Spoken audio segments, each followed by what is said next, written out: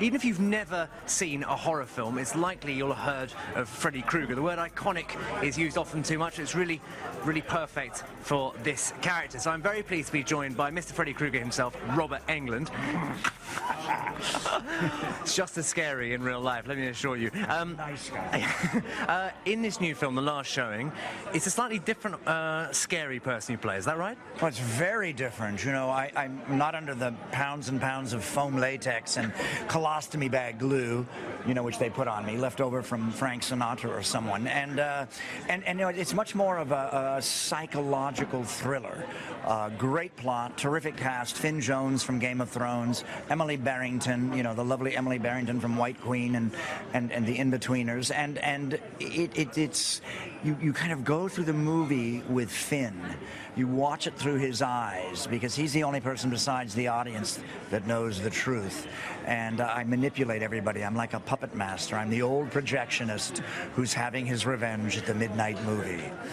Now, we mentioned Freddy Krueger at the top of the show. It's 30 years since the first one came out. Did you ever imagine it would have achieved such success as it has? No, I was kind of resigned to being a kind of benign go-to actor on television. I had a hit series at the time. I did Nightmare on Elm Street, and I remember being in New York with William Shatner signing autographs for my sci-fi show.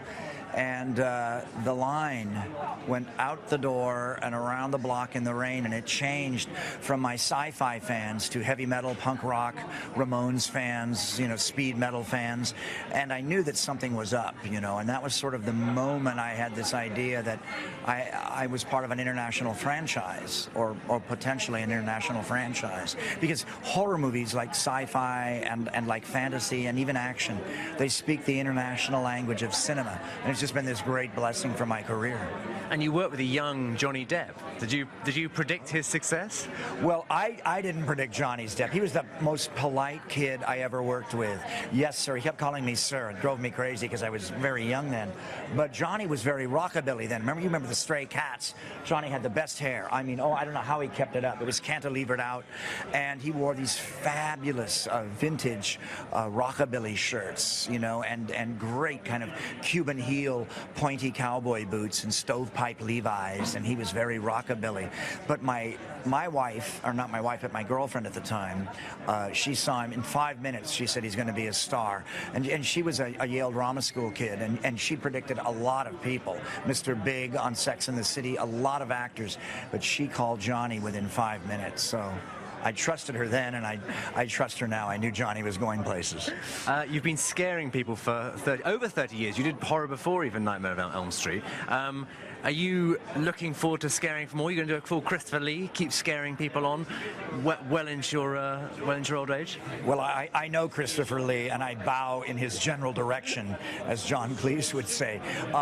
No, I go where I'm wanted now, and I do a lot of stuff. I mean, I try to do some popular television once every couple of years. You know, Criminal Minds, Bones, shows like that Hawaii Five-0 that are real, you know, middle of the road.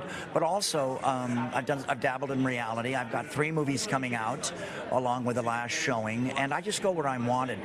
I try to do a horror movie a year for the fans, and I'll be honest with you, when I do a genre film, I'm paid more, you know, because that's who I am.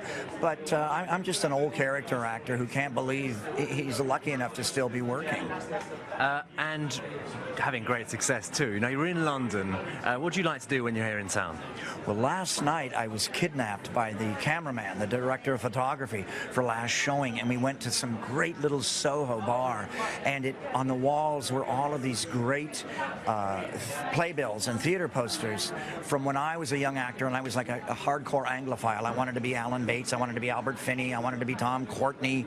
You know, I love those guys, and so there was a lot of shows from that era on the wall, including one with John Neville as Alfie, which I always thought began with Michael Caine, you know, and to see that, and I've worked with John Neville. I did a movie with him, Urban Legend, so and had many great lunches in Toronto with him where I plied him with questions about Baron Munchausen, and it was just great to see that, you know, to learn that and to add those little pieces of knowledge up. It's like oral history, you know. I can now share that with somebody back in the States. Robert Englund, thank you so much for joining us on London's Lights. It's been a great treat. Thank you. Watch out for the popcorn.